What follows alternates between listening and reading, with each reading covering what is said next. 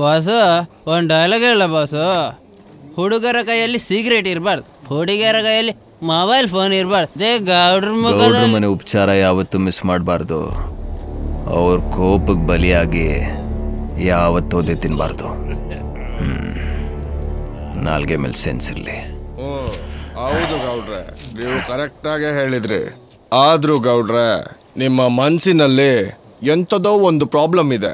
ಹುಡುಗಿ ಬೇಕಾ, ನಶಾ ಬೇಕಾ, ಇದೆಲ್ಲ ನನ್ನದೇ ಲೋಕ.